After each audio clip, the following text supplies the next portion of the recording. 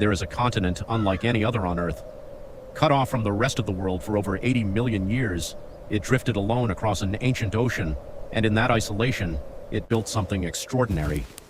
Here, the rules of survival were rewritten. Mammals that lay eggs, forests that need fire to be reborn, deserts that bloom overnight. This is a land of extremes and of resilience. This is the wild heart of Australia. At the very center of the continent lies a desert so vast it could swallow entire countries. Temperatures here can swing from near-freezing nights to blistering 45-degree afternoons. And yet life does not just survive here, it thrives. The thorny devil. Every ridge and spine on its body is more than armor. It's a plumbing system, channeling dew and rare rainfall directly to its mouth. In a place where water can vanish for months, evolution has turned this creature into a living irrigation network. But when the rains do come, everything changes in a matter of hours. Seeds that have waited years, sometimes decades, burst into bloom. For a brief window, the desert becomes a garden.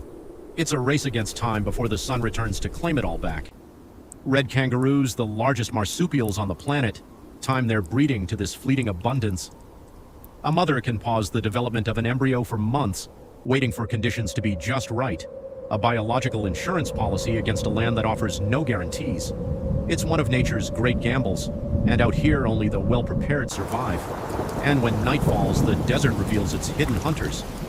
The dingo, Australia's apex land predator, solitary, intelligent, and perfectly adapted to a land of scarcity. Where prey is unpredictable, the dingo has learned patience is survival's oldest tool. Off Australia's northeastern coast lies the largest living structure on Earth, visible even from space, the Great Barrier Reef, over 2,300 kilometers of coral, home to a quarter of all marine species on the planet. But this entire world was built by creatures barely visible to the naked eye. Coral polyps, tiny architects working in colonies of billions, laying down limestone skeletons, one calcium deposit at a time. At night, the reef transforms. Polyps that remain closed during the day emerge to feed, transforming the reef into a living, breathing organism under the moonlight. Green sea turtles have navigated these waters for over 100 million years, older than the reef itself in evolutionary terms. Females will travel thousands of kilometers, only to return to the exact beach where they hatched, to lay their own eggs in the sand. Of every 100 hatchlings that make this journey, only one will survive to adulthood. The odds are brutal, but the reward, decades of life in one of the richest ecosystems on Earth, is worth the risk. Reef sharks patrol these waters as they have for millions of years, keeping the balance between predator and prey finely tuned. Remove them and the entire system begins to unravel, but this paradise is fragile. Rising ocean temperatures have triggered mass bleaching events, turning vibrant color to bone white in a matter of weeks. Scientists now race to understand which coral colonies might hold the genetic key to surviving a warming world. And remarkably, in some corners of the reef, resilience is winning. Far from the desert's dust and the reef's blue expanse lies a forest older than the flowers themselves. The Daintree, a rainforest that has existed, unbroken, for over 180 million years. Older than the Amazon. Older than the dinosaurs that once walked beneath its canopy. Within this green cathedral live species found nowhere else on the planet, living fossils, relics of a primeval world. The southern cassowary, standing nearly 2 meters tall and capable of a kick, powerful enough to seriously injure a grown man. But this apparent giant plays one of the forest's most delicate roles. Over 150 species of rainforest tree depend on the cassowary to eat their fruit and disperse their seeds across the forest floor.